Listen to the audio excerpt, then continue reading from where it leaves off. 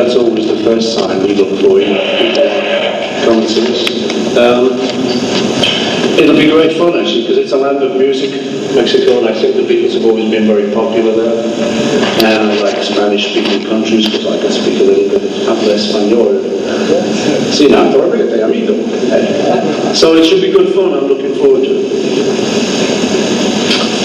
Anyone else? Why do you release your new live album so fast?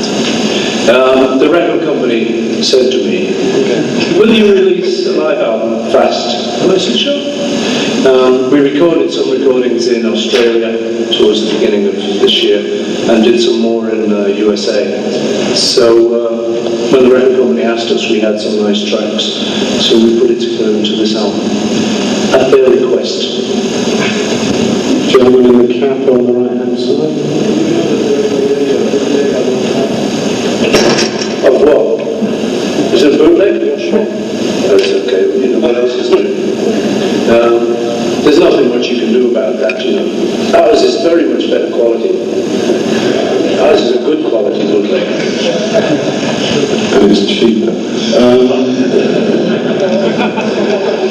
Gentleman with glasses. Paul, I'm from Mauritius, and we're dying to get to there one day to live there. I spoke there 4 years ago, and we're still looking for you. Would you love to go to Mauritius? Yeah, is there anywhere to play in Mauritius? Oh, yeah. A beach hut? No, it would be good, you know. I mean, it's always difficult when you come on a tour because... It's far away, well, it's no further than Australia. But it's always difficult, you know, because the promoter fixes the dates for you, and you know you always got to miss out some countries. We missed out to Denmark and Finland and places like that this time, and Mauritius. You'd be very welcome. Oh, good, thank you. Oh, we hope to see you soon. Lady in the green top. So could you give us an explanation of the picture of your live album? Oh yeah. We knew we were going to do a live album, the record company asked us, so I was trying to think of a title that was maybe a little bit interesting. And I had a screenplay sent to me by a director from LA. And she's interested in the rumour, the Paul is dead rumour that started at Abbey Road time. So she sent me the screenplay and I was looking at it and reading it. And I thought, well, live, maybe a good idea was, came to me one evening. I thought it'd be a good idea to just switch the live, so it was Paul is live instead of dead. And then once I had that idea, then we thought, well, let's make a parody of this cover. So we got the original photographer, Ian McMillan, who shot the original Beatles cover, and he shot it again, did me again. This is me now. And the rumour originally was, it said that because I had no shoes on, for some reason I was dead, it was supposed to be a mafia sign or something. So I took good care to put these boots on this time to prove I was alive.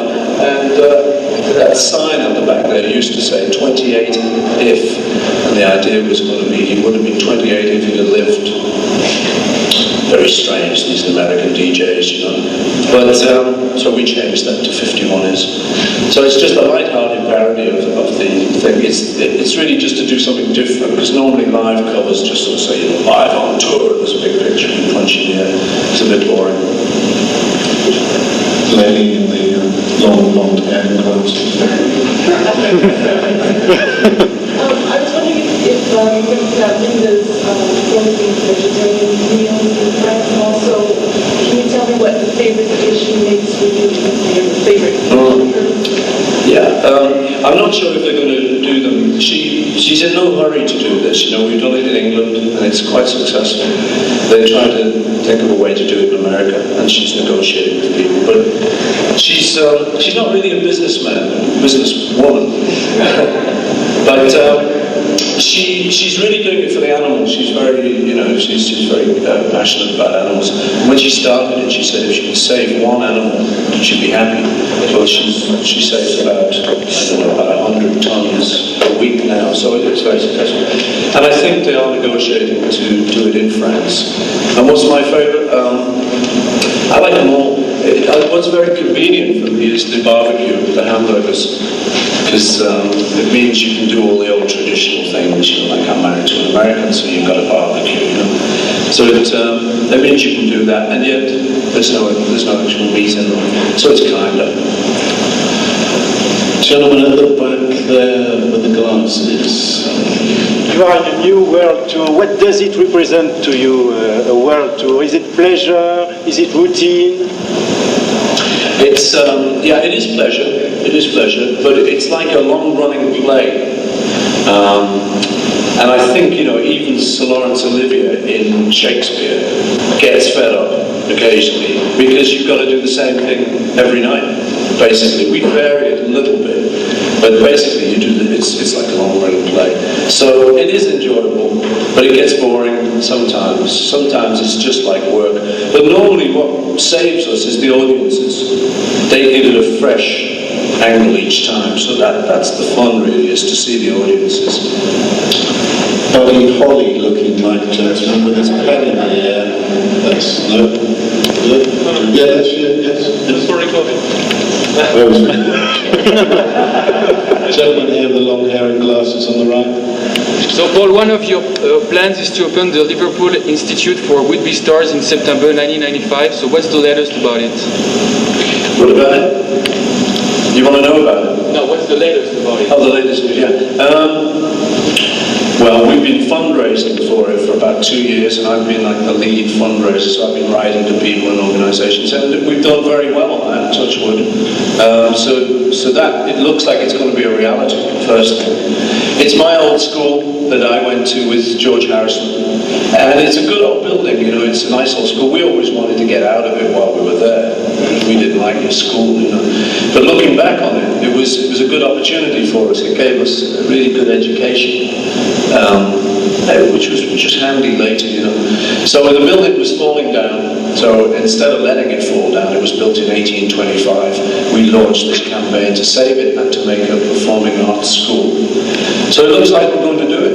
The plans are going ahead. I say the funding's pretty good. Now we've got to decide how to teach and what to teach. But it's all going ahead, and it looks like it might open in 1995. So it'll be a good opportunity for young people, and interesting opportunity for me to see what I can do.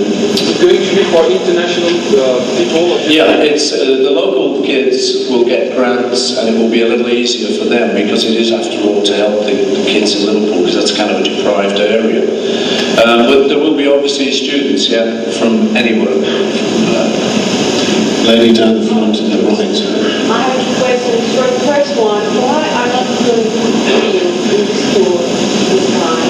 And the second one, are you conducting the official meeting for the BBC documentary about Rio? Okay, so why we're not going to Rio is we went there last time, and this time they've asked us to go to Sao Paulo. So I don't really get involved in the bookings. I just talk to the promoters and I say, what do you think is the best place to go? Because as I say, you always leave somebody out, and then they blame you. So I just let the promoters do that. So we're going to Sao Paulo, and is it Curitiba? Is it Curitiba? Yeah, we're going to that as well, which is an environmental city, should be interesting.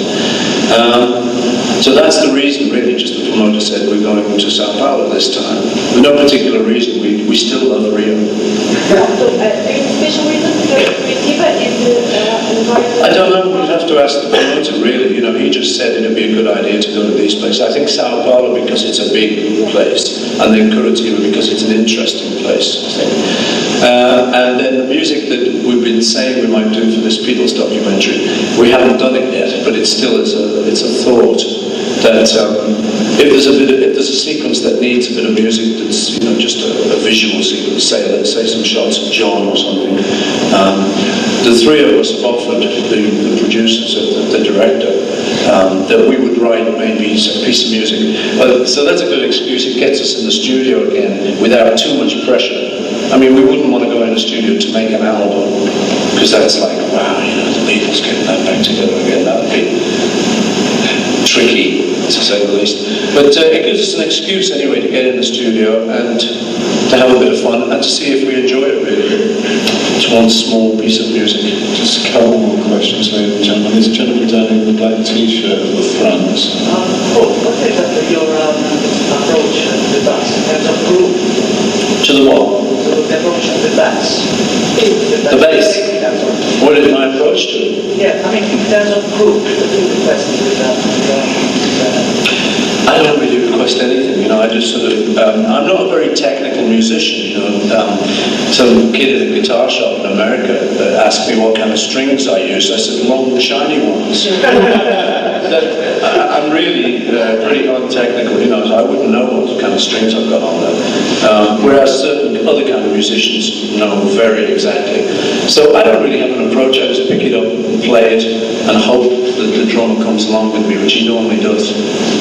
It's a very primitive approach. I just enjoy playing it. I don't really think too much about it. Just try and do it instinctively.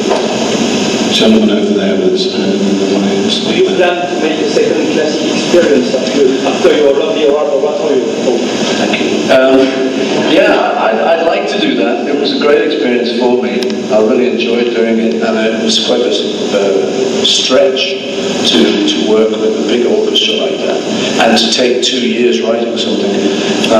At the moment, the only thing, I've got some rough plans of doing that again, but at the moment, the only thing I'm working on is just some piano pieces for a single pianist. So it's the opposite of the big production. It's a zero production, just one guy at a piano. But I do like doing that. It's a nice balance to the rock and roll. Last question to the lady. Besides Michel Navel, what can you say in French? What can I say in French? I can, not a lot. Avez-vous un hôtel pour la nuit? This is what we used to say when we came here aged 21. Yeah, that's about it probably. No, I've got a couple of words I'm trying to learn for tonight, but I just try and learn a couple of words, you know. But I'm not very good. I'm better at German or Spanish, because for some reason I must have been the only guy in England who never took French. Oh well. Yeah. Merci, ladies and gentlemen. Is that it? No, I want more. You want more? Gentlemen, the blue with the right hand side. Aren't you surprised that none of your daughters tried to begin a career as a singer? And can you tell us if your son James is practicing music?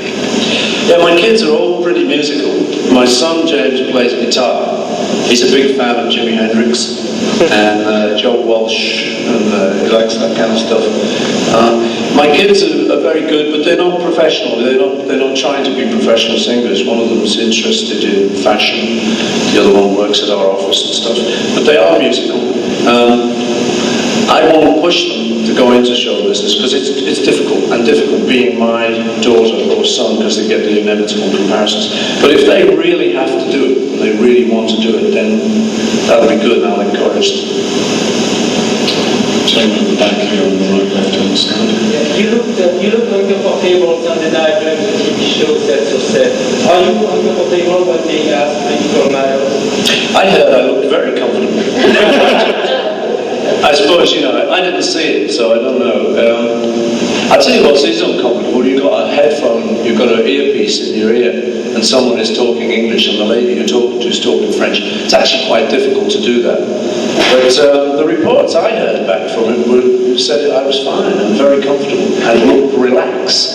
So much for you, buddy. I think I better go on that question. I'm getting uncomfortable. Goodbye.